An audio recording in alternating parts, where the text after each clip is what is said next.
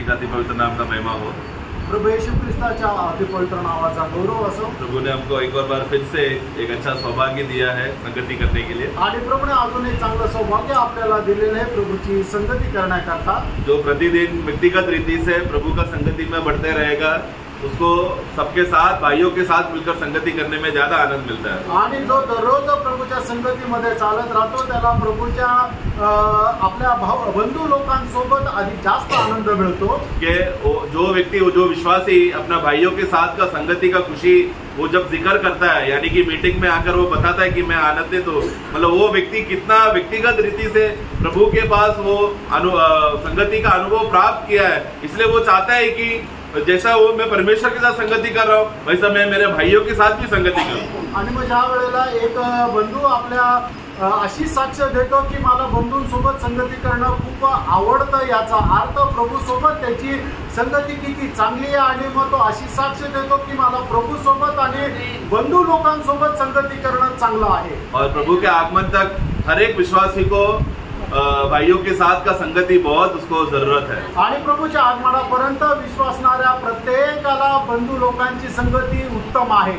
व्यक्तिगत रीति से जितना वो अकेला बढ़ सकता है वो बढ़ा, तो भी संगति में ही सबसे वो जो रुकावट है पार कर कर आगे की ओर बढ़ सकता है। आणि वैयक्तिकरित्या एक व्यक्ती आत्मिक जीवनामध्ये कितीही वाढला तरी सुद्धा त्याच्या जीवनामध्ये येणारी जी संकट आहे त्याला पार करण्याकरता संगतीची गरज आहे। क्योंकि भाइयों के साथ संगति करते समय में तभी मालूम पड़ता है मैंने अभी तक जो वचन का मैंने ग्रहण किया या मैंने जो अभ्यास किया वो सही है कि नहीं। जब भाई लोग आमेन बोलते तो तब मालूम पड़ता है कि हाँ मैंने जो सोचा, जो प्रभु ने मुझे वचन दिया वो सही है।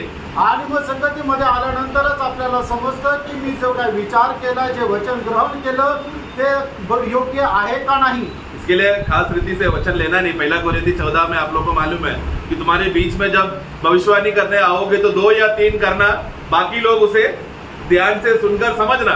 आणि 1 कोरिन्थीकराचं पत्र त्याच्या 14 अध्यायामध्ये ज्याप्रमाणे सांगितलेलं आहे की ज्या वेळेला तुम्ही संगतीमध्ये येता त्यावेळेला सर्वांनी भविष्यवाणी नाही करायची, 2 किंवा 3 भविष्यवाणी करायची आहे आणि बाकीच्यांनी ते कान देऊन ऐकायचं आहे। और वो लोग जांच रहे, वो लोग परख रहे कि जो भाई वो संदेश दे रहा है कि वो बराबर है, वचन के अनुसार है, आत्मा के संयम में है, मंडली के फायदे के लिए है। ये बात वो बैठ के सुनने वाले लोग क्या करते हैं, कंफर्म करते हैं। आणि मग बसून ऐकणारे लोक काय करतात की जो बोलणारा भविष्यवाणी करणारा जो आहे तो देवाच्या वचनाच्या अनुसार आहे का नाही, मंडळीच्या आत्मिक उन्नती करता आहे का नाही, हे ते पडताळतात।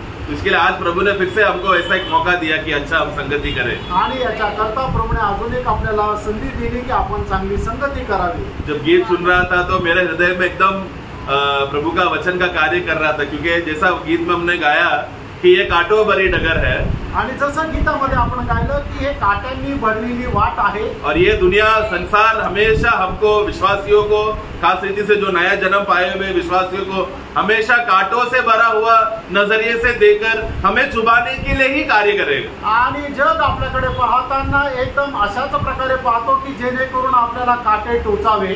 उसका अच्छा उदाहरण है स्टेफानोस, जब वो गवाही दे रहा था तो हमेशा लोग उसको कांटों वाला या चुभने वाली बातें ही कर कर उसको निरुत्साह कर रहा था। आणि मग त्याचं एक चांगलं उदाहरण आहे, ज्या वेळेला स्टीफन जे आहे तो साक्ष देत होता त्यावेळेला लोक त्याला काट्यांनी टोचणारे असे शब्द बोलायचे, परंतु क्योंकि स्टेफानोस आत्मा में था उसको वो काटा एकदम आनंद जैसा बात लगा, उसको चुभा नहीं, उसको खुशी लगा, क्योंकि मसीह के लिए कष्ट सहना एक आनंद की बात है। आणि स्टीफन जो होता तो आत्म्यामध्ये होता म्हणूनच लोकांनी बोललेल्या ज्या गोष्टी आहेत त्याला त्या टोचल्या नाही तर त्याला त्या आनंददायक वाटल्या। उसी रीति से प्रियो वो हमारे लिए एक सबक है कि हर एक विश्वासी इस दुनिया में जीते समय में, हर एक परिस्थितियों में जाते समय में, आत्मा में जीते समय में ये पक्का है कि कष्ट का जीवन, कांटों भरी जीवन उसके जीवन में आएगा। आणि एक भक्त ज्या वेळेला आत्म्यामध्ये जीवन जगतो त्यावेळेला त्याला काटे टोचण्याच्या अनुभवामध्ये जीवन जगावं लागतं, परंतु वो विश्वासी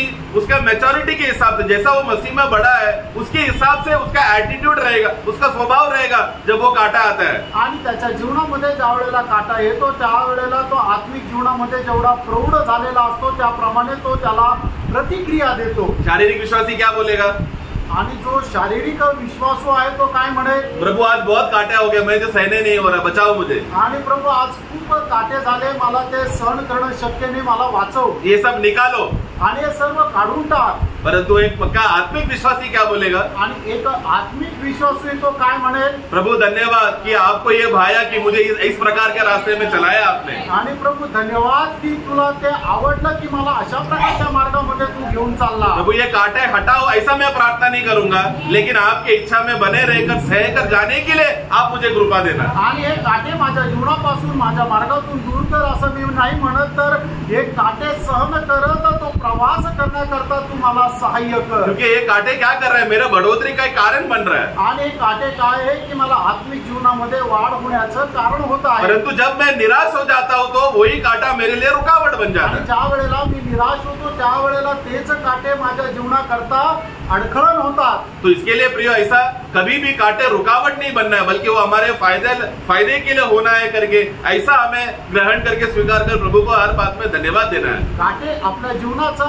अडखळण नको व्हायला तर ते आपण स्वीकार करून पुढे जायचा असा आपल्या जीवनाचा उद्देश राहिला पाहिजे. तो वो क्या है, जब भी हमारा शारीरिक स्वभाव आत्मिक स्वभाव से ज्यादा बढ़ जाता है तो तब वो रास्ता अपने आप कांटे जैसा बन जाता है.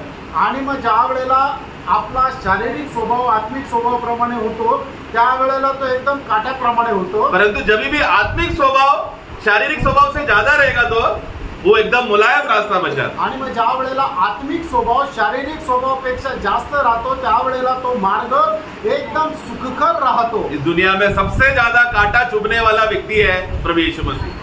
आणि या जगामध्ये सगळ्यात जास्त काटे कोणाला जर टोचलेले आहे तर तो प्रभू येशू ख्रिस्त आहे. उसको अपने घर वालों ने उसको कांटा चुभाया, त्याच्या घरच्या लोकांनी त्याला काटा टोचले, उसको नजरेत के गांव वालों ने उसको कांटे चुभाया, आणि नजरेतच्या गावकरी लोकांनी त्याला काटे टोचले, इस्राएल पूरा राष्ट्र उसको कांटा चुभाया, आणि इस्रायल राष्ट्राने त्यांना काटे टोचले. उस समय का अधिकारी लोगों ने, रोम को अधिकारी सेना लोगों ने उसको कांटा चुभाया, आणि रोमचे जे सेनाधीश होते त्यांनी सुद्धा त्याला काटे टोचले. और वचन में परिपूर्ण हो गया सोचने वाले फरीसी लोग, सदुकी लोग, महायाजक तक भी कांटा बनकर उसके लिए रुकावट हुआ.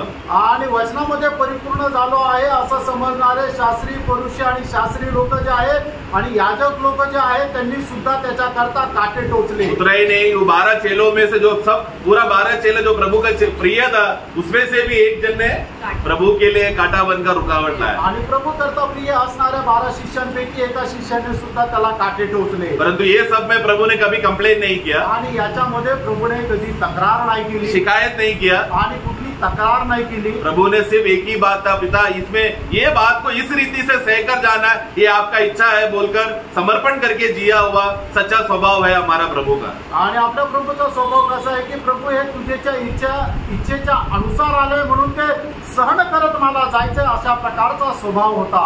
यूहन्ना का सुसमाचार में जब यूदास इस्करियोत उठकर जब चला गया, प्रभु कहता है कि प्रभु मैं धन्यवाद देना चाहता हूं क्योंकि अभी आपको महिमा का समय आ चुका है बोलकर यूहन्ना का पुस्तक उसका 17 अध्याय में, सॉरी उसका 13 अध्याय उसका 30 और 31. यूहन्ना त्याचा 13 अध्याय 30 आणि 31 वचन. और यह रात्रि का समय था. जब वह बाहर चला गया तो यीशु ने कहा, अब मनुष्य के पुत्र की महिमा हुई है और परमेश्वर की महिमा उसमें हुई है. 32 भी, यदि उसमें परमेश्वर की महिमा हुई है तो परमेश्वर भी अपने में उसकी महिमा करेगा और तुरंत करेगा. यूदास किधर गया? आणि यहूदा कुठे गेला? एक नया कांटा लगाने के लिए गया, एक नवीन काटा टोचण्याकरता. प्रभु के लिए, प्रभु जो सेवा कर रहा है उसको सेवा के लिए रुकावट के लिए कारण बनने के लिए हो गया. आणि प्रभूच्या सेवेकरता तो अडखळण बनण्याकरता गेला. तो प्रभु ये नहीं प्रार्थना कर रहे प्रभु देखो ना रुकावट बन रहा है प्रभु हटाओ, ऐसा बोलकर प्रार्थना नहीं किया यीशु ने. आणि प्रभू येशू ख्रिस्ताने ही प्रार्थना नाही केली की हे माझ्यापासून दूर जाऊ दे, परंतु उसने क्या प्रार्थना किया कि इसमें पिता आपका इच्छा है ताकि आप महिमा हो सके, ऐसा समय आ चुका है. आणि पित्याचा गौरव होईल अशी वेळ आलेली आहे. उसी रीति से हमारे जीवन में भी हर एक परिस्थितियां प्रियो हमारे लाभ के लिए है, हमारे फायदे के लिए है. आणि तशाच प्रकारे आपल्या जीवनामध्ये येणारी प्रत्येक प्रतिकूल अवस्था आपल्या फायद्याकरता आहे. वचन के मनन के लिए आज हम लोग यूहन्ना का सुसमाचार अध्याय 14 उसका 4, 5 और 6 पढ़ेंगे। योहान त्याचा 14 अध्याय 4, 5 आणि 6 वचन। जहाँ मैं जाता हूँ हाँ तुम वहाँ का मार्ग जानते हो। थोमा ने उससे कहा, हे प्रभु, हम नहीं जानते कि तू कहाँ जा रहा है, तो मार्ग कैसे जाने? यीशु ने उससे कहा, मार्ग, सत्य और जीवन मैं ही हूँ। बिना मेरे द्वारा कोई पिता के पास नहीं पहुँच सकता। 4 फिर से पढ़ना। जहाँ मैं जाता हूँ हाँ तुम वहाँ का मार्ग जानते हो। हाँ नहीं वो मराठी में पढ़ना 4। मी जातो तिकडचा मार्ग तुम्हाला ठाऊक आहे। हाँ वो इंग्लिश में है, मैं जिधर जा रहा हूँ वो तुम लोगों को मालूम है और जिस रास्ते से जा रहा हूँ वो भी तुम लोगों को मालूम है। ऐसा 2 बार मुझे मालूम है करके बोला। मैं जिधर जा रहा हूँ वो तुम लोगों को मालूम है। Where I go you know end the way you know. मैं जिधर जा रहा हूँ वो तुम लोगों को मतलब दो बातें वहां पर बोला गया। एक है मैं जिधर जा रहा हूँ, मैं किधर जा रहा हूँ, मैं पिता के पास जा रहा हूँ, और उस जाने का मार्ग भी कौन सा है वो भी तुम जानते हो। आणि या ठिकाणी प्रभू येशू ख्रिस्त म्हणतो की मी कुठे जात आहे तुम्हाला माहित आहे। प्रभू येशू ख्रिस्त कुठे जात आहे तर पित्याकडे जात आहे आणि तो जाण्याचा मार्ग काय आहे तोही तुम्हाला ठाऊक आहे असं म्हणत आहे। इस रीति से प्रभु वहां पर अपना दिल का एक बहुत बड़ा ख्वाहिश अपने चेलों को बताना चाहता है। और प्रभु कैसा बता रहा है, ये मानो कि ये बात चेलों को ऑलरेडी मालूम है, उस रीति से प्रभु बता रहा है। आणि मग शिष्यांना प्रभू अशा प्रकारे सांगत आहे की त्यांना ते अगोदरच माहित आहे। परंतु उसके जवाब में तोमा क्या जवाब दे रहा है? आणि त्याच्या उत्तरात थोमा काय म्हणत आहे? थोमा ने उससे कहा, हाँ हे प्रभु, हम नहीं जानते हाँ कि तू कहाँ जा रहा है। देखो तू कहाँ जा रहा है, हम नहीं जानते। और आगे तो मार्ग कैसे? देखो 2 बात आया। देखो इधर कहाँ जा रहा है मतलब पिता की ओर जा रहा है वही हमको नहीं मालूम, तो मार्ग कैसा मालूम पड़ेगा? आणि थोमा या ठिकाणी म्हणत आहे की तू कुठे जाते आम्हाला माहित नाही तर आम्हाला त्याचा मार्ग कस काय समजेल। प्रभु एक बहुत बड़ा भेद यहाँ पर बता रहा है। उस समय में उन लोगों को समझने के लिए तकलीफ होगा, परंतु आज प्रभु का आत्मा की मदद से हम जब ये वाक्य पढ़ते समय में आत्मा की मदद से हम ये समझ सकते हैं। आणि प्रभूने त्या ठिकाणी खूप मोठी गोष्ट सांगितली। त्यावेळेच्या लोकांना ही गोष्ट समजण्याकरता कठीण होते, पण आपण जे आत्मा प्राप्त झालेले लोक आहोत आपल्याला हे समजण्याकरता काही अडचण नाही। परंतु उस समय ये जब बात बोलते समय में ये हर एक इजरायली फटाक से ये बात को कनेक्ट कर सकता है, क्योंकि ये रास्ता का प्रकटीकरण ऑलरेडी उनको पुराने नियम में दिया गया है। आणि मग इस्रायल लोकांना या गोष्टीचं प्रकटीकरण जुन्या करारामध्ये दिलेले आहे। अगर वो लोग फटाक से वो कनेक्शन अगर जोड़ लेता तो यहाँ पर तोमा को भी ये ऐसा जवाब देने का जरूरत नहीं था। आणि मग त्यांनी प्रभू जे काय बोलला ते जर जुन्या करारामध्ये परमेश्वराने जे सांगितलं होतं त्याच्याशी जर लिंक केलं असतं तर मग तुम्हाला असा प्रश्न विचारण्याची गरज नसती पडली। पुराने नियम में ऐसा कौन सा जगह है जहाँ पर उस रास्ते से जाएंगे तो पिता के पास पहुंच जाएगा? आणि जुन्या करारामध्ये अशी कुठली जागा आहे की त्या मार्गामध्ये गेलं तर मग पित्याच्या जवळ जावी? मालूम है? हाँ यस टैबरनाकल, यस मिलाप वाला तंबू करेक्ट। आणि निवास मंडप जो टैबरनाकल में महायाजक क्या करेगा, बाहर के आंगन से सीधा अति पवित्र स्थान में जब जाएगा वहां पर वो क्या करता है, परमेश्वर का शकीना ग्लोरी यानी कि परमेश्वर स्वयं वहां पर है का उपस्थिति महायाजक अनुभव करता है। आणि महायाजक अंगणामधून ज्या वेळेला अतिपवित्र स्थानामध्ये जातो त्या ठिकाणी त्याला पवित्र परमेश्वराची ती गौरवयुक्त उपस्थिति अनुभव करायला भेटते। तो उस बात को अगर हम लोग हिंट लगाकर कनेक्शन इसमें करेंगे तो कहाँ को जा रहे हैं प्रभु? आणि मग त्या गोष्टीचा संदर्भ घेऊन जर आपण पाहिलं तर प्रभू येशू ख्रिस्त कुठे जात आहे? अति पवित्र स्थान में पिता परमेश्वर की उपस्थिति में। आणि अति पवित्र स्थानामध्ये पिता परमेश्वराच्या उपस्थितीमध्ये। उसका रास्ता तुम लोग जानते हो क्या? आणि त्याचा मार्ग तुम्हाला ठाऊक आहे का? एक ही रास्ता है, एकच मार्ग आहे, एक ही मार्ग है, एकच मार्ग आहे। आंगन से सीधा उसको आंगन पवित्र स्थान अति पवित्र स्थान ऐसा सीधा जाने वाला एक ही मार्ग है जो अति पवित्र स्थान में पिता की उपस्थिति में पहुंचाता है। आणि अंगण पवित्र स्थान आणि अति पवित्र स्थान हा एकच मार्ग आहे की जो पिता परमेश्वराच्या उपस्थितीमध्ये पोहोचवतो। वाक्य 4 आप लोग समझे क्या? आणि 4 वाक्य समजले का? यीशु ने कहा, येशू ख्रिस्ताने म्हटलं कि मैं पिता को मिलने जा रहा हूं, मैं तुम लोग जानते हो कि मैं कहाँ जा रहा हूँ और किस मार्ग से मैं जा रहा हूँ ये तुम लोग जानते हो। आणि प्रभू येशू ख्रिस्त अशा प्रकारे म्हणतात, मी कुठे जात आहे तुम्हाला ठाऊक आहे आणि कुठल्या मार्गाने जात आहे हे तुम्हाला ठाऊक आहे। तो परंतु वो लोग को ग्रहण करने नहीं वाले, लेकिन प्रभु वास्तव में मिलाप वाला तंबू यानी कि टैबरनेकल उस समय का मंदिर के विषय में प्रभु वहां पर दर्शा कर कहना चाहता है कि क्योंकि प्रभु ही है, फिर उसके बाद वो अर्थ प्रभु बता रहा है, वो मार्ग और कोई नहीं, मैं ही हूँ। आणि मग त्याच्या पुढे प्रभू येशू ख्रिस्त सांगत आहे की तो जो मार्ग दुसरा कोणी नाही तर मीच आहे। क्योंकि प्रभु अभी क्या कर रहा है, आणि आता प्रभु काय करत आहे, अभी वो तंबू का जो भी रीत है, जो भी बातें हैं, उसको व्यवस्था को पूरा कर कर वो तंबू को हटाकर प्रभु स्वयं अभी एक मार्ग बन रहा है। आणि मग निवास मंडपामध्ये प्रवेश करण्याकरता जी काही पद्धत आहे, नियमशास्त्र दिलेले आहे, ते सर्व काही बाजूला करून प्रभु येशू ख्रिस्त स्वतः तो मार्ग झाला। तो इसके लिए आज हम लोग पुराना नियम का आंगन कहाँ पर है, पवित्र स्थान किधर है, अति पवित्र स्थान, वो जगह को शारीरिक रीति से यरूशलेम में जाकर ढूंढने की जरूरत नहीं है। आज हमें किसको ढूंढना है, यीशु को ढूंढना है। यीशु अगर हमारे अंदर आ गया तो अति पवित्र स्थान का, पिता परमेश्वर का शकीना ग्लोरी का अनुभव भी हमारे अंदर आ गया। आणि आज शारीरिकरित्या अंगण कुठे, पवित्र स्थान कुठे, अति पवित्र स्थान कुठे, तो निवास मंडप कुठे हे शोधण्याची गरज नाहीये। तर आपण प्रभू येशू ख्रिस्ताचा मार्ग जर बघितला आणि प्रभू येशू ख्रिस्ताला जर स्वीकारलं तर आपल्याला ते परमेश्वराचं गौरव आपल्यामध्ये येईल। हमारा परमेश्वर का ज्ञान बोला तो वो अति ज्ञानी परमेश्वर है, आणि आपला परमेश्वराचं ज्ञान जो आहे तो अति ज्ञानी परमेश्वर आहे। परमेश्वर ने जब मूसा को निर्गमन का पुस्तक उसका 25 का 40 में मूसा को जब वो बात कहते समय में, निर्गमन 25 अध्याय त्याच्या 40 वचनामध्ये, और सावधान रहकर इन सब वस्तुओं को उस नमूने के समान बनवाना जो तुझे इस पर्वत पर दिखाए गए। देखो, जो नमूना मैंने तुझे पर्वत पे दिखाया है वही तुझे भूमि में आकर बनाना है। आणि जो नमुना मी तुला दाखवलेला आहे तोच तू त्या पृथ्वीवर जाऊन बनवायचा आहे। नमूना यहाँ पर उसका अर्थ क्या है, इंग्लिश में पैटर्न लिखा, यानी कि एक ब्लूप्रिंट है। वो जैसा एक घर बनाने के टाइम में हम लोग पहला क्या करते हैं, इंजीनियर लोग एक ब्लूप्रिंट बनाते, बड़ा इमारत का एक डुप्लीकेट जैसा छोटा नमूना बनाते, उसको देखकर असली बनाते। आपण कुठलीही इमारत बनवण्याच्या अगोदर तिचं एक छोटं स्वरूप म्हणजे एक छोटं मॉडेल बनवतो, त्याला म्हटलं जातं हे एक नमुना। मॉडल को कैसा बोलेंगे हिंदी में, नमूना ही हो गया, ठीक है। तो नमूना, वो पॉइंट आप समझने के लिए, तो वो नमूना क्या है, एक छोटा सा मॉडल है, एक छोटा सा चीज है जो असलियत को दिखाने के लिए, एक छाया को बनाकर दिखाने के लिए वो अर्थ को बताता है। आणि मग नमुना म्हणजे काय आहे की जी वास्तविक बनवायला जाणार आहे त्याचा एक छोटासा पॅटर्न, एक नमुना जो आहे तो बनवला जातो।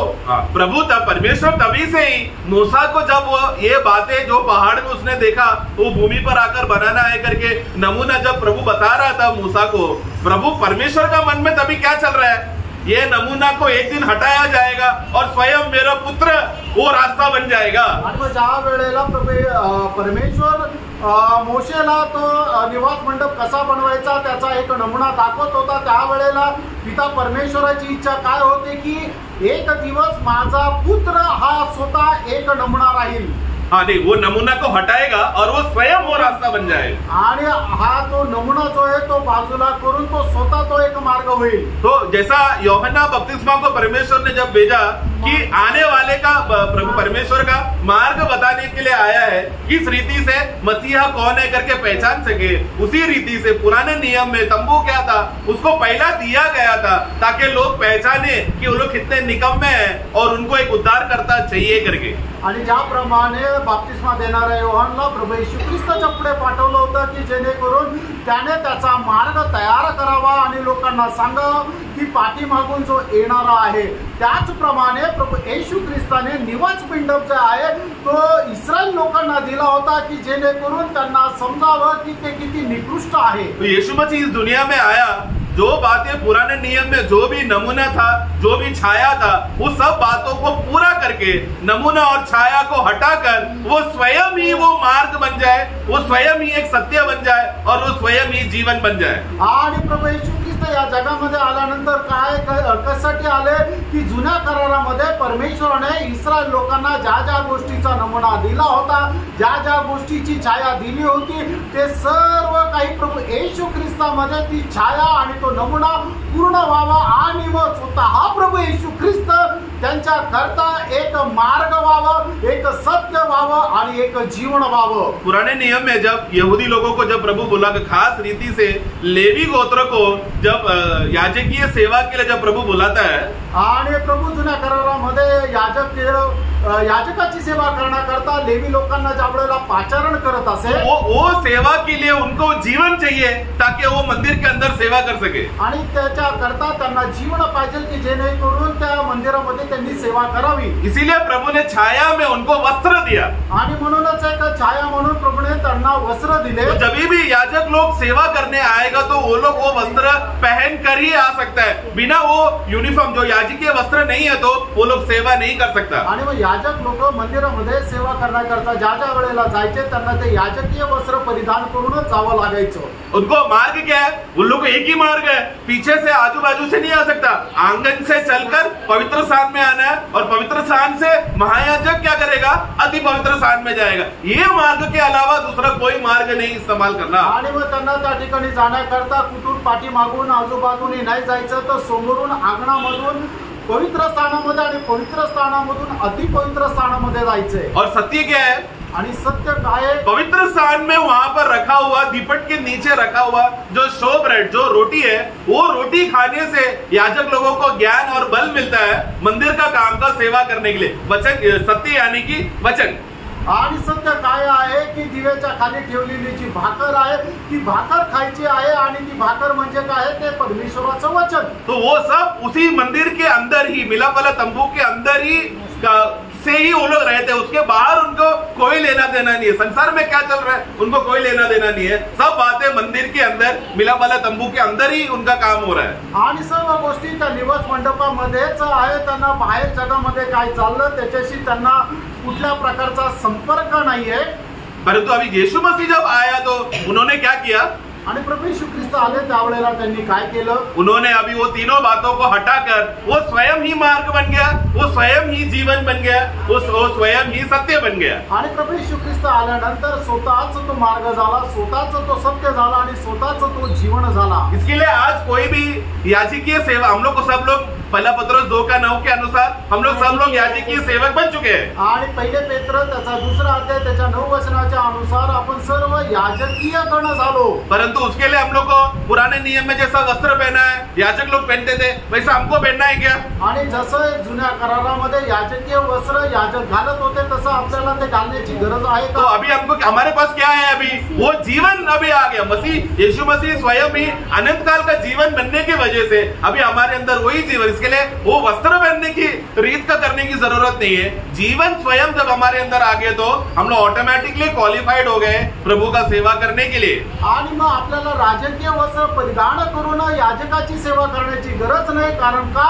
की प्रभू येशू ख्रिस्त जो स्वतः सार्वकालिक जीवन आहे तो आपल्यामध्ये आला आणि आपल्याला जीवन मिळालं आणि म्हणूनच प्रभूची सेवा करण्याकरता आपण पात्र झालो. मार्ग भी स्वयं अभी प्रभु बन गया आणि मार्ग स्वतः प्रभू झाला. अभी हम लोग को किसमें चलना है? आणि आपल्याला आता कुठे चालायचं? जो व्यक्ती प्रभु में बना रहेगा वही प्रभु में चलते रहेगा, वही उसका मार्ग है. आणि जो व्यक्ती प्रभू मध्ये राहील तोच प्रभु मध्ये चालत राहील आणि त्याचा तोच मार्ग राहील. इसलिए अभी हमारा अभी जिम्मेदारी हमेशा क्या लक्ष्य हमें रहना है कि क्योंकि अभी मैं याजकीय व्यक्ति बना हूं, मेरे अंदर याजकीय जीवन आ चुका है, प्रभु का जीवन आ गया है, तो प्रभु छोड़कर और कोई अन्य मार्ग में मैं जाऊंगा नहीं, मैं भटकूंगा नहीं, सिर्फ प्रभु में ही बना रहूंगा. ये लक्ष्य हमारा प्रभु का आगमन तक बने रहना है. आणि प्रभूच्या आगमनापर्यंत आपला उद्देश हाच राहिला पाहिजे की आपण प्रभूच्या त्या मार्गामध्ये चालत राहावं आणि सेवा करत राहावं. और फिर उसी प्रभु जो सत्य है, प्रभु ने जो हमको सत्य का वचन दिया है,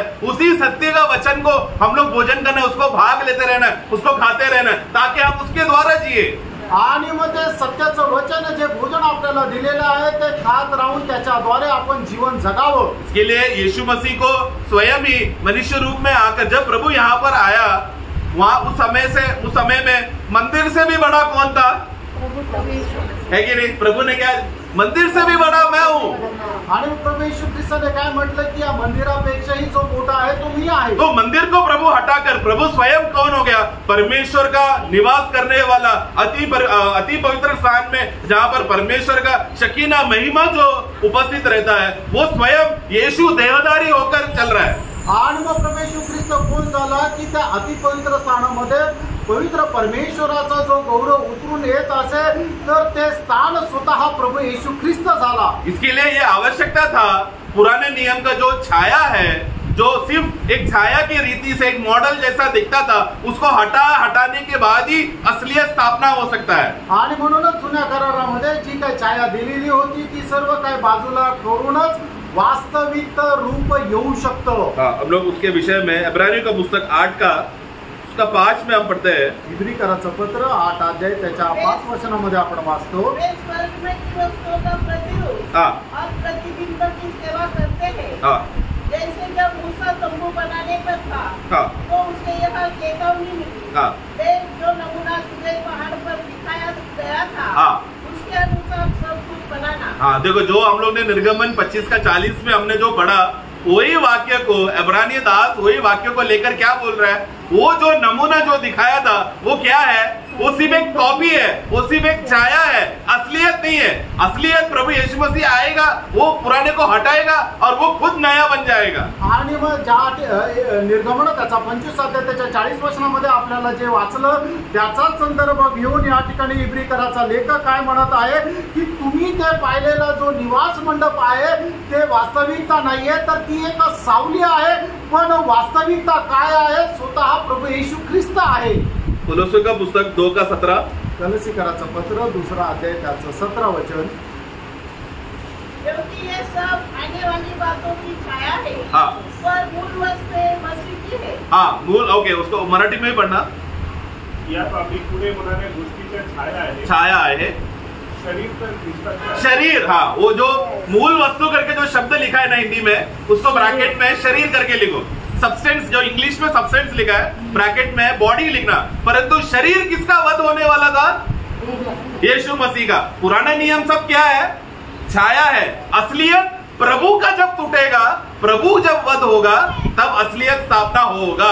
आणि बस जुन्या करारामध्ये दिलेल्या सर्व गोष्टी एक सावली आहे, पण वास्तविकता काय आहे की ज्या वेळेला प्रभू येशू ख्रिस्ताचं शरीर तुटल्या जाईल त्यावेळेला सर्व गोष्टी खऱ्या त्या प्रगट होतील। तो जैसा प्रभु यीशु मसीह का शरीर अर्पण किया जाएगा, पुरानी बातें जो छाया थी वो हट जाएगी, वो मिट जाएगी। प्रभु ने जो स्थापना किया वो खुद जो प्रभु स्वयं है वही भी टिका रहेगा, वही बना रहेगा। आणि मग जुन्या करारामध्ये दिलेल्या सर्व गोष्टी त्या सावली आहे, पण ज्या वेळेला प्रभूचं शरीर अर्पण करण्यात येईल त्यावेळेला स्वतः प्रभू येशू ख्रिस्त प्रत्येक गोष्टीची वास्तविकता राहील।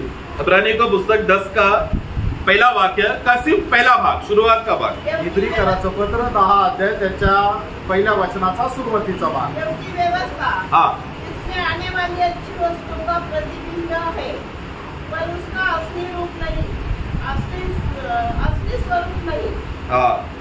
हिंदी में फिर से गड़बड़ होगी। 10 का एक मराठी में पढ़ना। तर मग ज्या पुढे होणाऱ्या चांगल्या गोष्टी आहेत त्यांची नियमशास्त्रात छाया आहे, वास्तविक स्वरूप नहीं। देखो हिंदी में वैसा नहीं आया, असली स्वरूप नहीं। मतलब वो स्वरूप भी, वो जो मंदिर क्या है, व्यवस्था क्या है, इंग्लिश में लिखा है फॉर द लॉ, वो एक छाया है, परंतु उसको वास्तविकता के साथ जोड़ नहीं सकता, क्योंकि वो एक वास्तविकता भी नहीं है, स्वरूप भी नहीं है। असलियत प्रभु यीशु मसीह है। आणि मग जुन्या करारामध्ये सांगितलेल्या ज्या सावल्या आहेत त्याचं खरोखर वास्तविक रूप नाहीये, तर वास्तविक रूप प्रभू येशू ख्रिस्त आहे। मराठी में फिर से पढ़ना। तर मग ज्या पुढे होणाऱ्या चांगल्या गोष्टी आहेत त्यांची नियमशास्त्रात छाया आहे, वो सिर्फ एक छाया है, वास्तविक स्वरूप नहीं। तो वास्तविक स्वरूप नहीं, तो मतलब क्या, प्रभु यीशु मसीह जब आएगा वो कौन हो जाएगा, ये छाया वाली बातों की जो सिर्फ छाया दिखता है वो सब बातें हट जाएगी। असलियत प्रभु यीशु मसीह जो स्थापना करेगा वही रुक जाएगा, वही बना रहेगा।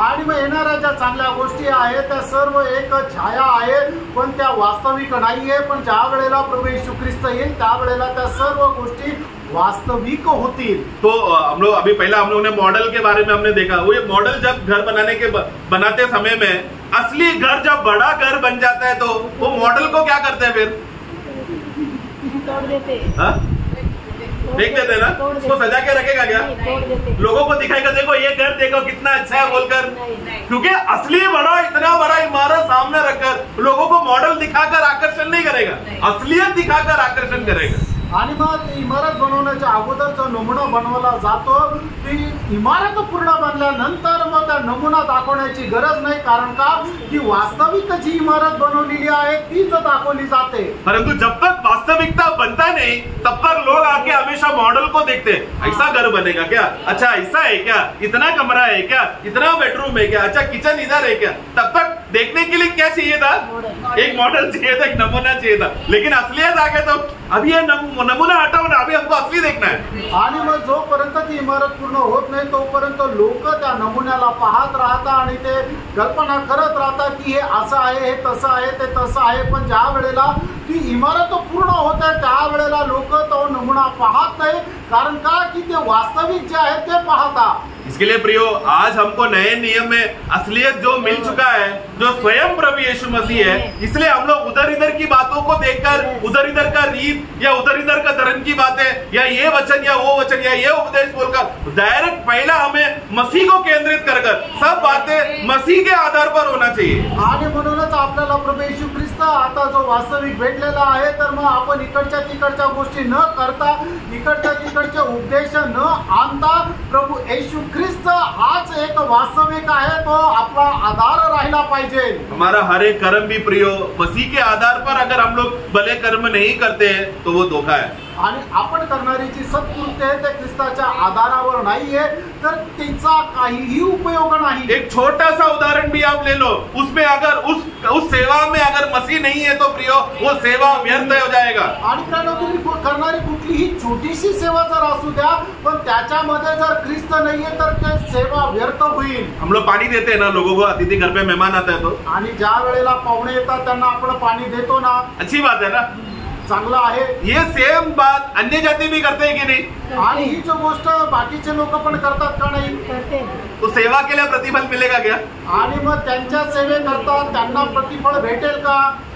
जो प्रभु के लिए करेगा, देखो वो अतिथि जो अन्य जाति भी पानी देते हैं उसके लिए बोलकर उन लोग को स्वर्ग में प्रतिफल नहीं है, लेकिन उन लोग क्या, प्रभु क्या देख रहा है, जो एक छोटा सा काम भी मेरे छोटा भाई को भी अगर कोई पानी देता है तो वो ऐसा कर रहा है मानो मुझे पानी दिया है। मतलब प्रभु के लिए करने वाला सब बातें हैं, प्रभु उसको मान करेगा, आदर करेगा, उसको वजन और प्रतिफल रहेगा। आणि प्रभूसाठी करणाऱ्या सर्व गोष्टीचं प्रतिफल आपल्याला मिळणार आहे। इसके लिए प्रियो हमारा नजर हमेशा लक्ष्य मसीह को केंद्रित होकर हमारा सेवा होना चाहिए। मसीह केंद्र छोड़कर सेवा हुआ तो अन्य जाति जैसा सेवा हो जाएगा, कर्म रहेगा, जल जाएगा, उसका लाभ नहीं होगा। आणि म्हणूनच आपण करणारी जी सेवा आहे त्याचा केंद्र बिंदू जो आहे किंवा त्याचा पाया जो आहे तो प्रभू येशू ख्रिस्त राहिला पाहिजे। जर तसं नाहीये तर मग अन्य जातीच्या प्रमाणे आपण कृत्य करू की ज्याचा फायदा होणार नाही आणि मग ते अग्नीमध्ये करणारे ते काम जळून जातील। हम लोग जो भी प्रभु के लिए करता है वैसा सेम लोग अन्य जाति भी करते हैं प्रियो। आणि जसं आपण प्रभु करता करतो तसंच इतर जातीचे लोक पण करतात। सुबह उठ के प्रार्थना किया ना आप लोगों ने, आणि सकाळी उठून प्रार्थना केली ना, उसमें क्या है, अन्य जाति भी सुबह उठकर प्रार्थना करते हैं। आणि त्याच्यात काय की अन्य जातीचे लोक पण सकाळी उठून प्रार्थना करतात। लेकिन मेरा ये सेवा कब गिना जाएगा? आणि माझी ही सेवा केव्हा मोजली जाईल? जब मैं आत्मा के नियंत्रण में रहकर प्रभु में प्रेम में विवश होकर करने वाला सेवा ही उसमें प्रभु का सही थप्पा लगेगा, नहीं तो एक शारीरिक कर्म है प्रियो। आणि ख्रिस्ताच्या प्रेमामध्ये राहून करणारी जी सेवा आहे तीच परमेश्वराला ग्रहण योग्य आहे, नाही तर मग त्याचा काही उपयोग नाही। मैं एक कलेक्टर को मैं जानता हूँ, एक कलेक्टर आहे त्यांना मी ओळखतो। उनका एक छोटा अनुभव मुझे बताया उन्होंने, आणि त्यांनी त्यांचा एक छोटासा अनुभव मला सांगितला। बोला कि मैंने बाइबल जितना रट्टा पढ़ लिया बाय गॉड, क्योंकि एग्जाम के टाइम में बाइबल भगवत गीता और मुस्लिम लोग का कुरान का ज्ञान होना चाहिए, इसलिए मैंने बहुत बाइबल पढ़ा करके बोलकर अपना ज्ञान बताने के लिए वो कोशिश किया। आणि IAS ची जी एग्जाम राहते त्याचे पास होण्याकरता त्यांना बायबल, कुराण, भगवद्गीता हे सगळं काही एकदम वाचावं लागतं। आणि तो म्हटलं की बायबल मी एवढं रटून वाचलेलं आहे। उनका बाइबल का हालत देखेगा तो एकदम पेजेस पूरा फटा हुआ, नोट्स पूरा भरा हुआ, इतना उन्होंने स्टडी करके बाइबल को ये कर रहे, लेकिन प्रभु का जीवन नहीं पाया अलग बात, लेकिन जो कर्म है हम विश्वासी लोग से भी ज्यादा यत्न करने वाले लोग इस दुनिया में है, वो मैं बताना चाहता हूँ। आणि आपण विश्वासी लोक करणारे जे काम आहे त्याच्याही पेक्षा खूप जास्त किंवा खूप चांगल्या प्रकारची कामं करणारे लोक या जगामध्ये आहेत. उसको इधर का प्रतिफल उसको इधर मिल गया, उसका काम इधर ही खत्म हो गया. लेकिन हमारा ऐसा नहीं प्रियो. आणि त्यांना मिळणारं जे प्रतिफळ आहे ते हे जगामध्येच मिळालं, पण आपल्याला मिळणारं जे प्रतिफळ आहे ते तसं नाहीये प्रियो. हम लोग प्रियो एक वचन पढ़ते समय में सिर्फ पढ़ने के लिए नहीं पढ़ रहे, वो वचन में प्रभु का एक बहुत बड़ा गहरा मर्म छुपा हुआ है, एक भेद छुपा हुआ है. वो भेद अगर हमको प्रकट नहीं हुआ, हमारा पढ़ना व्यर्थ है. आणि मग प्रभूचं एक जरी वचन वाचलं तर त्या वचनामध्ये प्रभूला खूप गूढ गोष्टी लिहिलेल्या आहे आणि ते जर आपल्याला समजलं नाही तर मग आपलं वाचणं व्यर्थ आहे. अगले बार जब आप यूहन्ना 14:4 पढ़ेंगे तो तुरंत आपको याद आना चाहिए, मैंने तुम लोग मार्ग मालूम है. कौन सा मार्ग है प्रभु? वो तो पुराना नियम का जो मार्ग, मंदिर का मार्ग. आपको फटाक से जब कनेक्शन मिल रहा, मतलब वचन क्या होना चाहिए? सिर्फ कागज में लिखा हुआ काला अक्षर का कुछ बातें नहीं होना चाहिए, जीवन होना चाहिए. आणि वचन काय आहे ते फक्त कागदावर लिहिलेलं नाही राहिला पाहिजे, तर ते जीवन राहिला पाहिजे. ऐसा अनुभव में सच्चा विश्वासी प्रति समय में वो क्या कर रहा है? वचन का अभ्यास कर रहा है. सिर्फ पढ़कर नहीं जा रहा है, बल्कि प्रभु का वचन उससे बात कर रहा है. वो एक वचन के साथ एक अच्छा गहरा संगति बन रहा है प्रियो. आणि मग असा मनुष्य काय की तो फक्त वचन वाचतो असं नाहीये, तर वचन त्याला वाचतं आणि तो त्या प्रभूच्या संगतीमध्ये चालत राहतो. इसलिए जितना समय हम लोग इस रीति से वचन पढ़कर प्रभु के साथ का संगति का अनुभव का खुशी मिल रहा है, वचन पढ़ना वही सही माना जाएगा, उसी को वैल्यू किया जाएगा. आणि मग अशा प्रकारच्या अनुभवामध्ये जर राहून आपण वचन वाचतो तर त्यालाच किंमत राहते. बाइबल आपने कितना पढ़ा वो नहीं देखा जाएगा, कितने बार प्रभु ने आपसे वचन के द्वारा बात किया उसको वैल्यू होगा. आणि तुम्ही बायबल किती वेळा वाचलं त्याला महत्व नाहीये, तर तुम्ही वचन वाचत असताना प्रभु किती वेळा तुमच्याशी बोलला त्याला महत्व आहे. मुझे गलत नहीं समझना, मतलब बाइबल पढ़ना नहीं है वैसा नहीं है, वैसा गलत अर्थ नहीं आना. बाइबल जितना हम ज्यादा पढ़ेंगे प्रभु का प्रेरणा उतना बढ़ना चाहिए. लेकिन बाइबल पढ़कर आपको बोर हो रहा है, नींद आ रहा है, मतलब आप शारीरिक हो, आप पढ़ रहे ही गलत हो.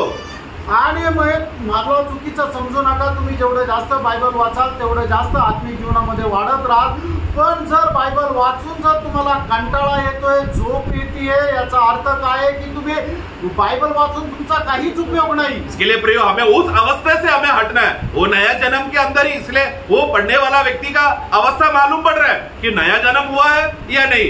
मैं मेरा माता पिता को खुश करने के लिए मैं बाइबल पढ़ रहा हूँ, या प्रभु का आदर और सम्मान में प्रभु में बढ़ने के लिए बाइबल पढ़ रहा हूँ करके वो फर्क मालूम पड़ेगा. आणि मग एक व्यक्ती ज्या वेळेला बायबल वाचतो त्याच्याद्वारे हे समजतो की खरोखर तो आत्म्यामध्ये वाचतोय का शरीरामध्ये वाचतोय, की तो प्रभूला प्रसन्न करण्याकरता वाचतोय का जगाच्या लोकांना प्रसन्न करण्याकरता वाचतोय. पुराने नियम में एक व्यक्ति ने सचमुच एक मार्ग को सपने में देखा. आणि जुन्या करारामध्ये एका व्यक्तीने खरोखर मार्ग जो आहे तो आपल्या स्वप्नामध्ये पाहिला. याकूब ने वो जगह को बेतेल करके नाम, हम लोग उसका उत्पत्ति का पुस्तक 28वां अध्याय पहिला सिर्फ 11 और 12 पढ़ना. उत्पत्ति त्याचा 28 अध्याय त्याचा 11 आणि 12 वचन. और उसने किसी स्थान में पहुंचकर रात वहीं बिताने का विचार किया, क्योंकि सूर्य अस्त हो गया था. इसलिए उसने उस स्थान के पत्थरों में से एक पत्थर ले अपना तकिया बनाकर रखा और उसी स्थान में सो गया. तब उसने स्वप्न में क्या देखा कि एक सीढ़ी पृथ्वी पर खड़ी है और उसका सिरा स्वर्ग तक पहुंचा है और परमेश्वर के दूत उस पर से चढ़ते उतरते हैं. उसका अगला वाक्य भी, और यहोवा उसके ऊपर खड़ा होकर कहता है, मैं यहोवा तेरे दादा अब्राहम का परमेश्वर और इसहाक का भी परमेश्वर हूँ. तो उधर ऐसा आना चाहिए, मैं ही यहोवा हूँ. जैसा यीशु ने यूहन्ना 14 में कहा ना, मैं ही मार्ग सत्य जीवन हूँ. I am the Lord. मैं ही वो परमेश्वर हूँ जो तुम्हारा पूर्वजों को मिला. वही सेम शब्द यीशु चेलों को 12 चेलों को वहां पर यूहन्ना 14 में कह रहा है. आणि ज्याप्रमाणे या ठिकाणी परमेश्वर याकोबाला म्हणत आहे की मीच परमेश्वर आहे, त्याप्रमाणे प्रभू येशू ख्रिस्त योहान 14 आणि त्याच्या 6 वचनामध्ये म्हणतोय की मार्ग सत्य आणि जीवन मीच आहे. हाँ, वो तो वहां पर याकूब एक बहुत बड़ा सपना में वो दर्शन देगा कि एक बड़ा सीढ़ी है, उसमें से स्वर्गदूत उतर रहे और चढ़ रहे हैं. आणि मग याकोबाने स्वप्नामध्ये एक शिडी पाहिली की त्या शिडीमधून स्वर्गदूत वर चढ़त आहे आणि खाली उतरत आहे. उसका 16 और 17 भी पढ़ेंगे. त्याचं 16 आणि 17 वचन ही वाचूया. याकूब जाग उठा और कहने लगा, निश्चय स्थान में यहोवा है हाँ। और मैं इस बात को न जानता था। हाँ। और भय खाकर उसने कहा, हाँ। यह स्थान क्या ही भयानक है। हाँ। यह तो परमेश्वर के भवन को छोड़ हाँ। और कुछ नहीं हो सकता, Correct। वरन हाँ। यह स्वर्ग का फाटक ही है। हाँ, देखो ये जगह परमेश्वर का भवन छोड़ और कुछ नहीं बल्कि स्वर्ग का फाटक है, स्वर्ग का मार्ग है ये। आणि हा स्वर्गाचा मार्ग किंवा स्वर्गाचा दरवाजा आहे। तो वो मार्ग जो हम लोग यूहन्ना में पढ़ रहे कि पिता की ओर का मार्ग मैं ही हूँ, जो यीशु बोल रहा है, उसका एक झलक याकूब ने स्वप्न में सीढ़ी के द्वारा देखा।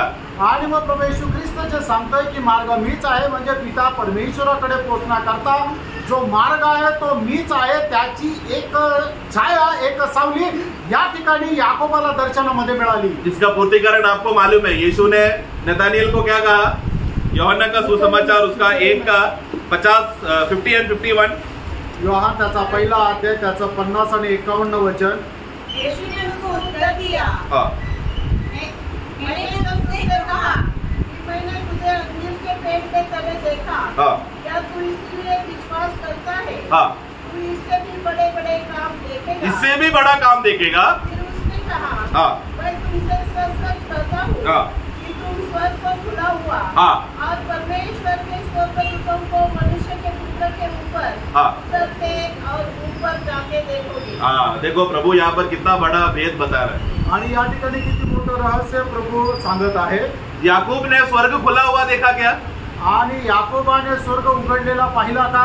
उसने सिर्फ एक सीढ़ी को देखा आणि त्याने फक्त एक शिडी बघितली जो स्वर्ग तक पहुंचती है, आणि जी स्वर्गापर्यंत पोहोचते, लेकिन स्वर्ग खुला है करके वहां पर नहीं बोला है। आणि स्वर्ग उघडलेला त्या ठिकाणी लिहिलं नाहीये। स्वर्ग खुलने के लिए क्या करना पड़ेगा? आणि स्वर्ग उघडण्याकरता काय करावं लागेल? वो सीढ़ी जो व्यवस्था को दिखाता है उसको हटाकर स्वयं प्रभु यीशु मसीह जब बन गया तो स्वर्ग खुल गया।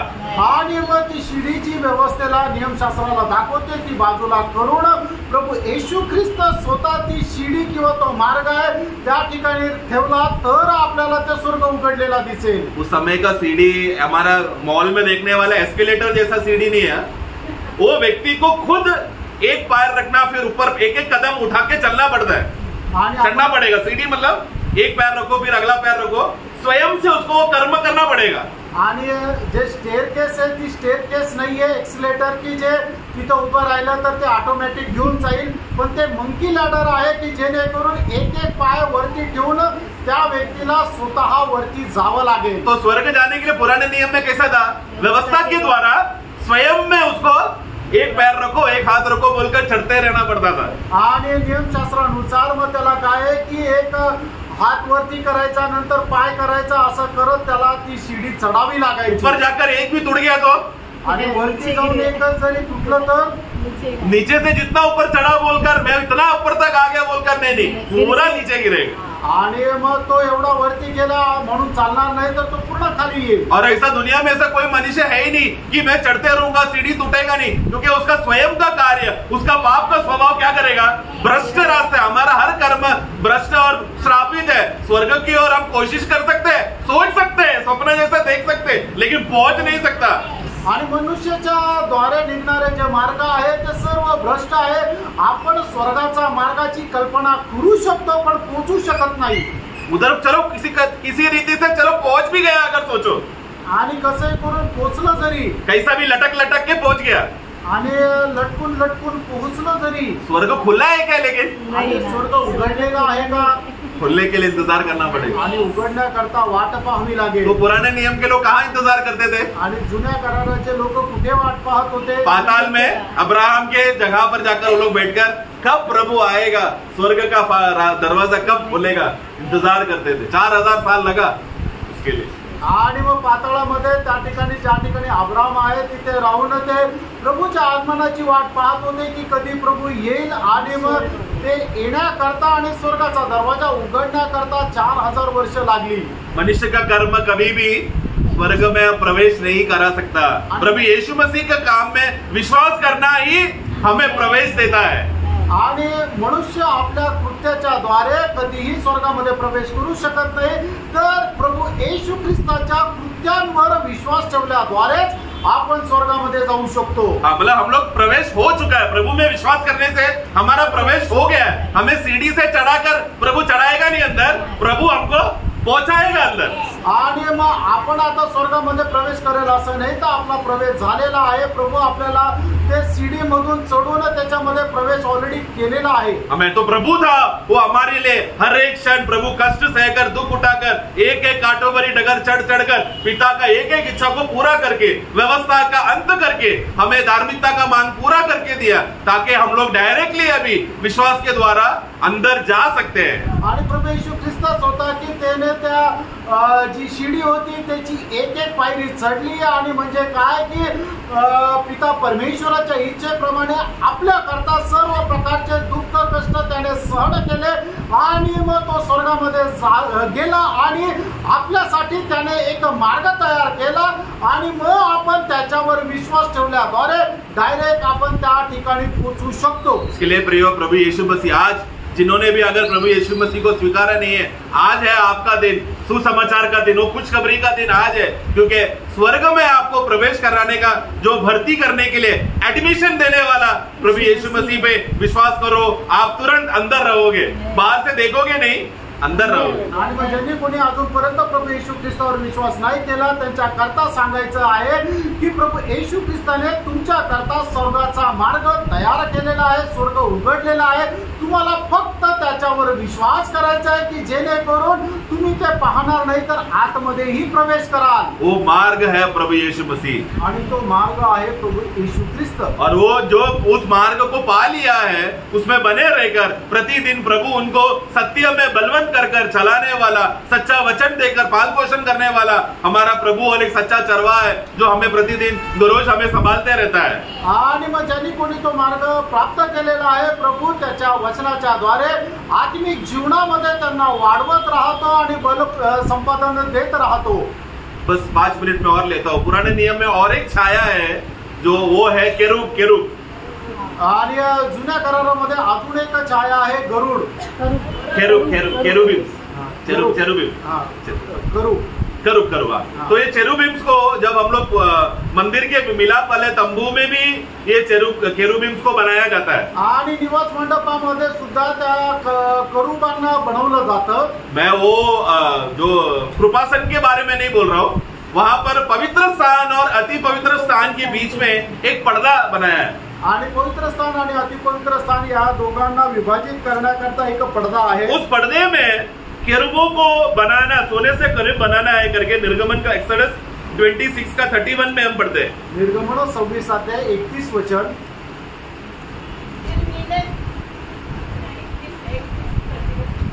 बैंगनी और लाल रंग की बटी हुई सूक्ष्म सनी वाले कपड़े का एक बीच वाला पर्दा बनवाना, वह कढ़ाई के काम किए हुए करूबों के साथ बने। एक ऐसा पर्दा बनाना जिसमें क्या होगा, करूबों के साथ उसको सिलाया हुआ एक पर्दा है।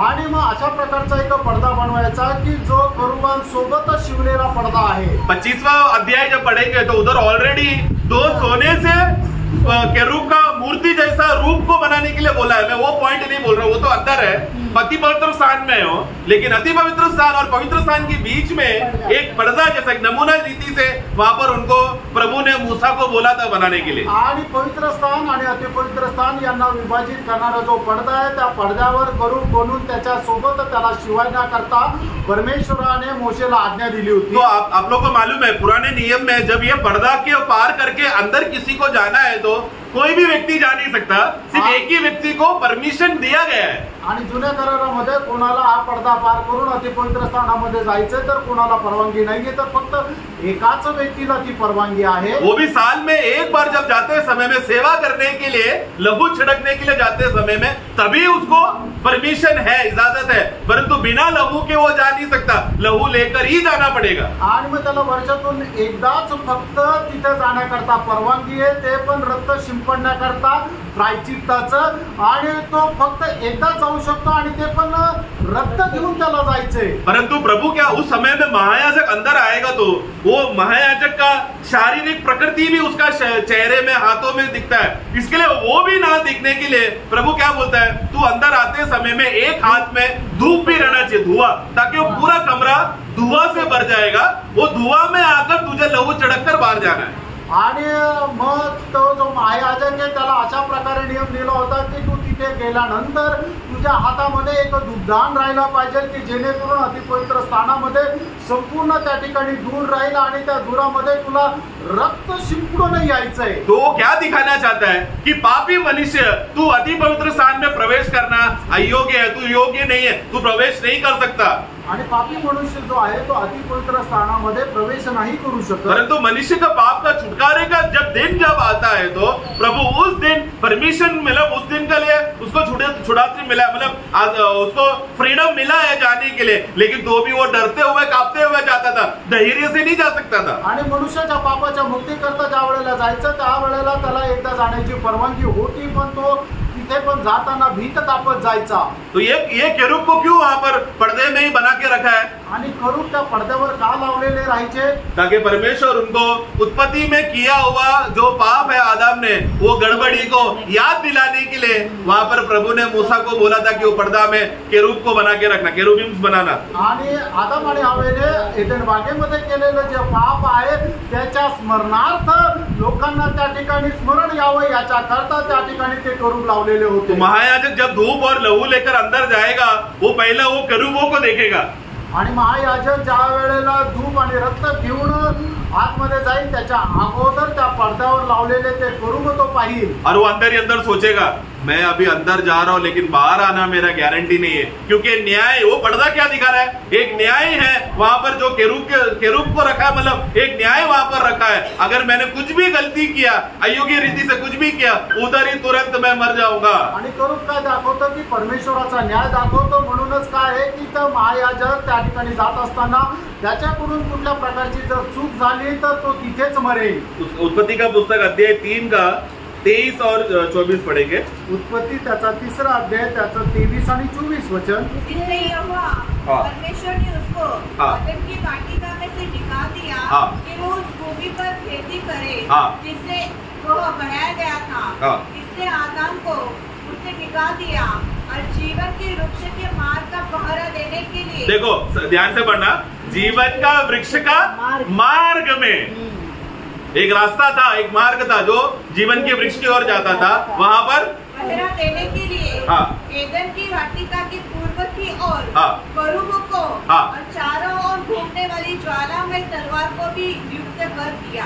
क्यों? ताकि कोई भी वहां पर आया तो मनुष्य आया, जीवन का वृक्ष खाना है करके बोलकर आया तो तुरंत वहां पर वो मनुष्य के ऊपर मृत्यू का न्याय आएगा। आणि त्या ठिकाणी परमेश्वराने जीवनाच्या झाडाच्या पहारे करता त्या ठिकाणी केरूब आणि मग ज्वालामय तलवार असे जे उभे केलेले होते की जेणेकरून कुठला मनुष्य ते जीवनाच्या झाडाचं फळ जर खाण्याकरता आला तर त्याचा संहार करतील। परंतु क्रूस में जब प्रभु यीशु मसीह जोर से जब चिल्लाया, मतलब सारा मनुष्य जात का पाप को जब यीशु के ऊपर डाला क्रूस पे, वो जोर से चिल्लाया। जैसे ही उन्होंने जोर से चिल्लाया क्या हो गया?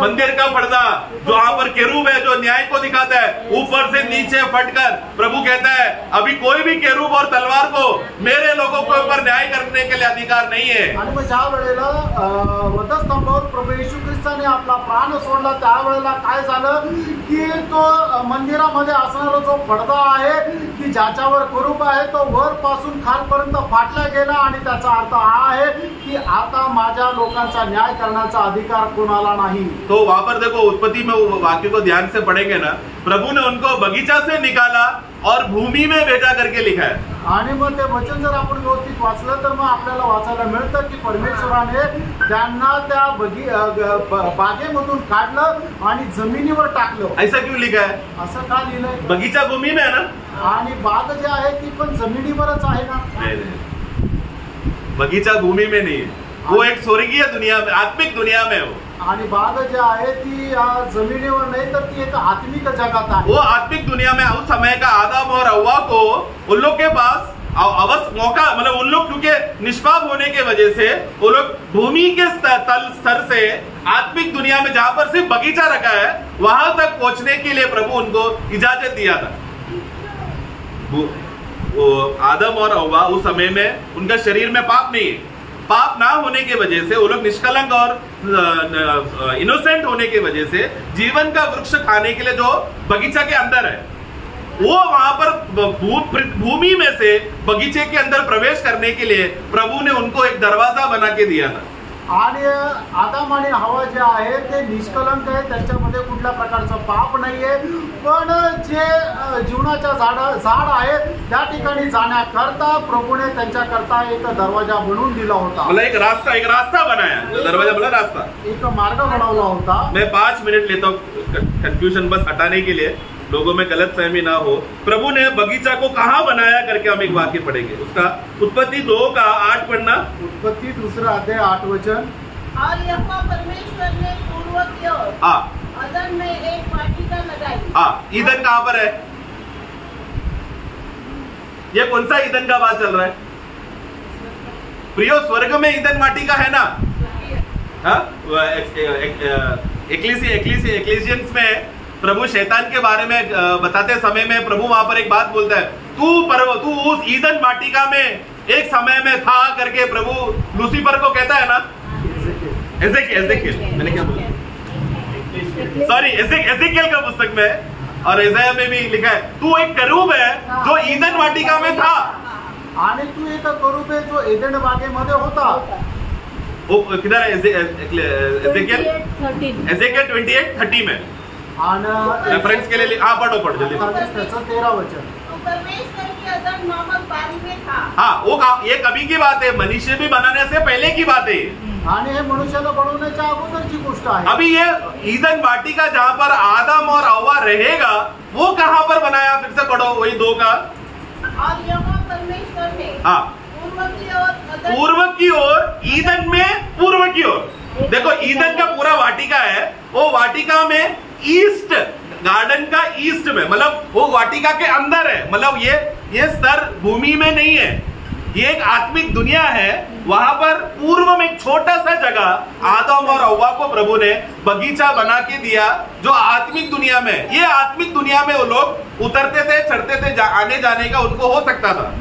आणि एदन बाग जी आहे ती पृथ्वीवर नाहीये, तर ती एक आत्मिक जगामध्ये आहे आणि आदम हवेला त्या ठिकाणी राहण्याकरता प्रभूने एक जागा दिली होती की तिथून ते पृथ्वीवर राहायचे आणि मग इकडे त्या स्वर्गीय स्थानामध्ये यायचे, अशी एक करायचे। वो आदम को प्रभु ने क्या किया जब वो लोग ने पाप करने के बाद, आणि त्या लोकांनी पाप केल्यानंतर वो रास्ते से उन लोगों को बाहर निकला। अभी वो रास्ता जब तक मिलेगा नहीं तब तक कोई भी ईदन वाटिका में जा नहीं सकता।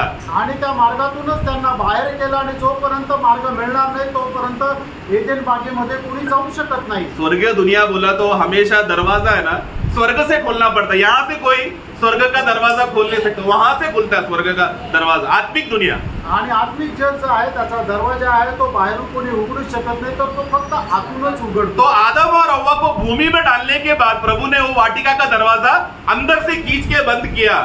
आणि मग आदम हवेला ज्या वेळेला पृथ्वीवर टाकण्यात आलं त्या वेळेला परमेश्वराने तो जो दरवाजा है तो आतून बंद केला। मतलब आत्मिक दुनिया से दरवाजा बंद है, इसलिए शारीरिक दुनिया से वो दरवाजा किधर है, जीवन का वृक्ष किधर है, कोई देख नहीं सकता, क्योंकि शारीरिक दुनिया में है ही नहीं। आणि मग तो शारीरिक असल्या कारणाने तो आत्मिक दरवाजा त्यांना तो दिसूच शकत नाही। ऐसा किसी ने आपने कभी चाहे 6000 साल का हिस्ट्री में कोई न्यूज सुना है क्या? एक आदमी अचानक जलते हुए तलवार से मर गया, केरूबों को देखा, कोई न्यूज सुना है आपने? आणि 6000 वर्षापूर्वी कधी अशी बातमी ऐकली का की जळत्या तलवारीने त्याला मारण्यात आलं किंवा करूबाने त्याला मारण्यात आलं? ऐसा जादू बातें तो सिनेमा में होता है ना, असलियत में होता है क्या? आणि अशा प्रकारचे आश्चर्यकर्म हे फक्त पिक्चर मध्ये होतात, वास्तविकतात होतात का? क्यों ऐसा नहीं हो रहा? क्योंकि वो भूमि में ही नहीं है ना प्रियो।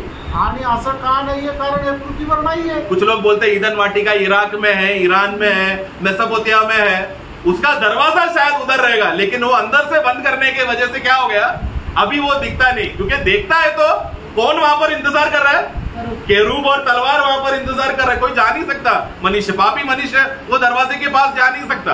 आणि लोक काय म्हणतात की ते इराण मध्ये, इराक आहे, मेसोपोटामिया मध्ये आहे, कदाचित दरवाजा तिथं असेल पण तो आतून बंद आहे, लोकांना तो दरवाजा दिसत नाही आणि जर गेलं तर त्याच्या पहारेकर जे आहे ते करूब आहे। परंतु वचन कहता है जो जयवंत है उन लोगों को मैं जीवन का वृक्ष का फल दूंगा। आणि जे जयवंत आहे त्यांना मी जीवनाच्या झाडाचं फळ देईन। मतलब वो स्वर्ग का सबसे मीठा अमृत वाला फल रहेगा जो विश्वासियों को प्रभु दे रहा है। आणि मग ते स्वर्गाचं एकदम गोड फळ राहील जे प्रभू विश्वासणाऱ्याला देत आहे। उतना ही नहीं, एवढंच नाही, नवा यरूशलेम में अन्य जातियों को कोई जीवन का वृक्ष का पत्ते भी दिया जाएगा, उनको जो भी छोटा छोटा बीमारी का चंगाई मिलने के लिए। आणि नवीन यरूशलेम मध्ये जे अन्य जातीचे लोक आहेत त्यांना जे आजार आहे ते बरं करण्याकरता जीवनाच्या झाडाची पानं सुद्धा दिले जातील। हमारा वो विषय अभी लेकिन क्या है कि प्रभु यीशु मसीह ही हमारा मार्ग है।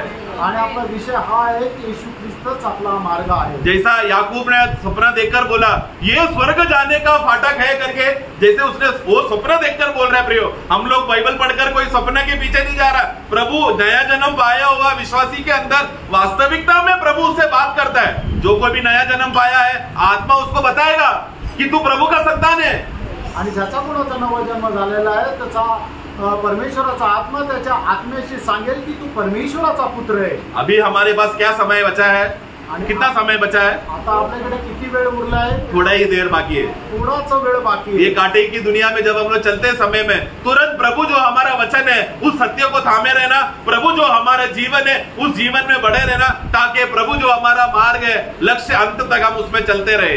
आणि मग आपल्याकडे जो थोडा वेळ या थोड्याच्या वेळामध्ये प्रभु जो सत्य आहे त्या सत्याला थांबून पकडून राहायचं, प्रभु जे जीवन आहे त्या जीवनाला पकडून राहायचं की जेणेकरून प्रभु जो मार्ग आहे त्या मार्गावर आपण चालू शकू। प्रभु ने कहा मैं ही मार्ग सत्य और जीवन हूँ, आणि प्रभु येशू ख्रिस्ताने म्हटलं मार्ग सत्य आणि जीवन मीच आहे। मेरे अलावा कोई भी पिता की ओर पहुंच नहीं सकता। आणि माझ्याशिवाय कोणीही पित्याकडे जाऊ शकत नाही। ये मार्ग तुम जानते हो आणि हा मार्ग तुम्हाला ठाऊक आहे। आज विश्वासी लोगों को ये मार्ग मालूम है लेकिन अन्य जाति को नहीं मालूम। आणि आज विश्वासणाऱ्याला हा मार्ग माहिती आहे पण जे अन्य जातीचे लोक आहेत त्यांना नाही माहिती। हमारे पास जो भी बचा हुआ समय है उन अन्य जातियों को भी ये मार्ग बताना। देखो प्रभु ने वो स्वर्ग का मार्ग बताया है बोलकर वो खुशखबरी उनको भी देना है प्रियो। आणि आपल्याकडे जो वेळ आहे त्या वेळामध्ये आपण अन्य जातीच्या लोकांना सुद्धा परमेश्वराने जो तारणाचा मार्ग तयार केलेला आहे त्या तारणाच्या मार्गासंबंधाने सांगणं। प्रभु हम सबको सहायता करे कि हम लोग हमेशा प्रभु में बने रहे उसके आगमन तक। आणि प्रभु आपल्याला प्रभु मध्ये टिकून राहण्याकरता सहाय्य करो।